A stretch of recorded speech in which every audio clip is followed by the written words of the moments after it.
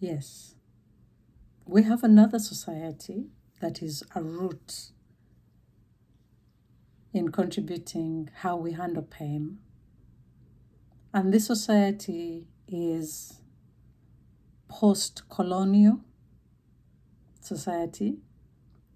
Those societies are mostly with the indigenous communities,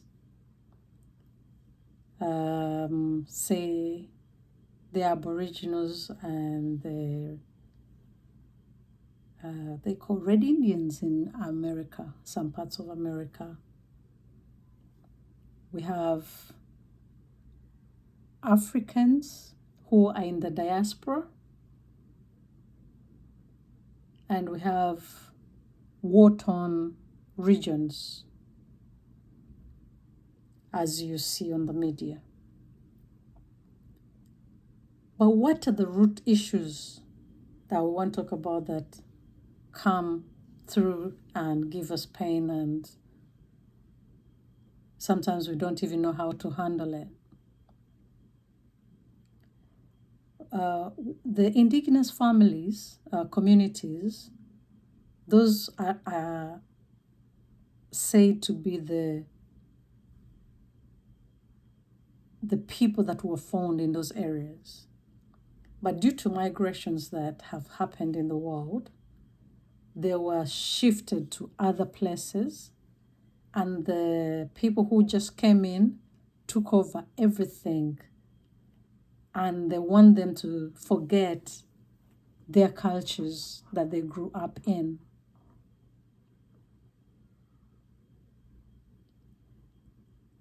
Africans in the diasporas, those Africans who have gone to work or to go for greener pastures in the developed world, or a country that is better than where they're coming from. And when they come to these countries, they adopt to the cultures of where they've gone.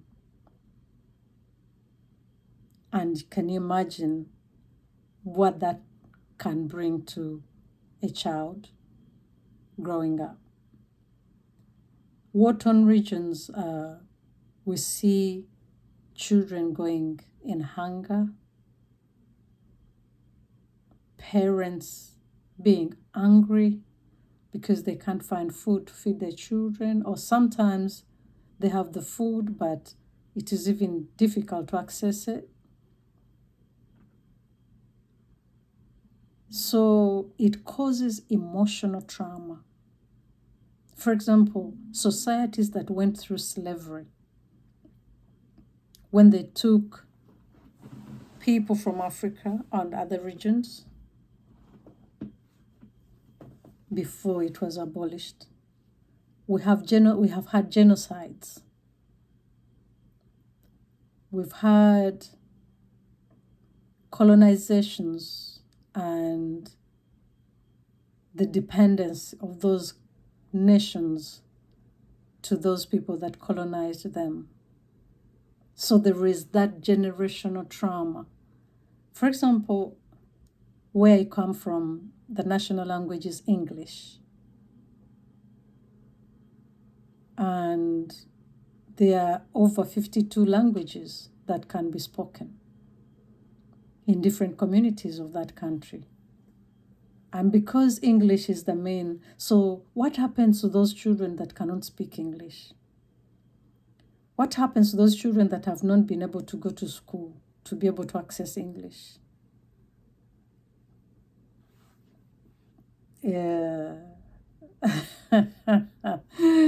When growing up, they used to give us sacks, those who did not speak English in school and speak the vernacular of the land. They could give you a bone to carry in your necklace. That is on a higher national level. But can you imagine what happens in your family if you're the only child that cannot, you're not good in books, and so English is hard for you? So you fall back. And as I told you, some of these are performance-oriented societies.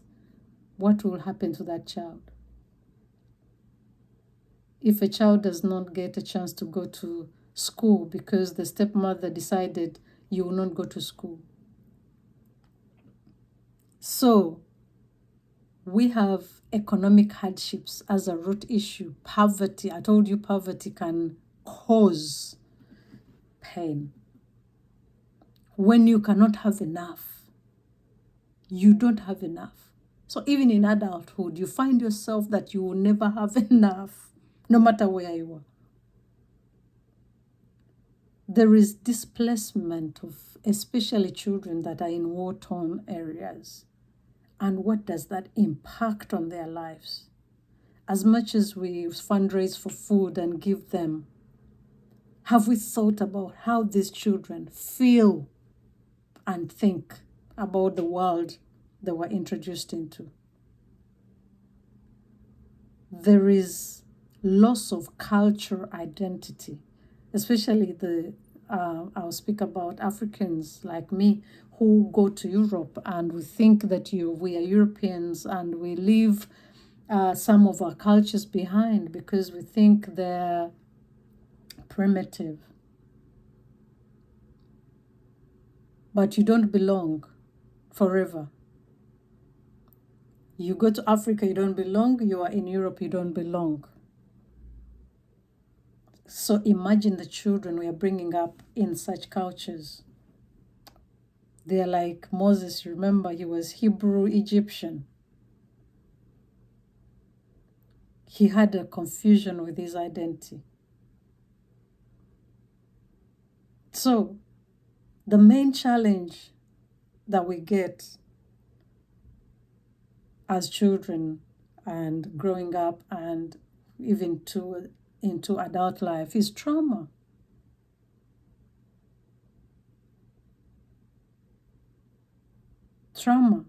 Trauma is often communal, not just individual.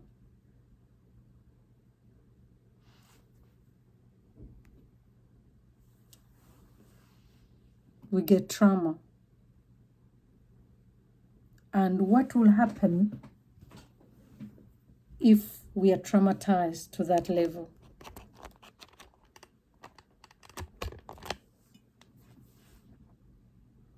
So we want to thank God that the things we are being highlighted so that we look at them deeply. The school systems that were introduced in the colonial places, the places that were colonized, they mostly adapt to the colonial power. How do they benefit the communities there? Too many questions and few answers. I don't want to become political, but looking at childhood trauma, there are factors beyond our control maybe that could lead to trauma, because they traumatize our parents and then the parents bring it on to us and then we also bring it to the children and it becomes a cycle. God bless you. Yes, have a lovely evening and let's end with the next video with this series. Subscribe, share.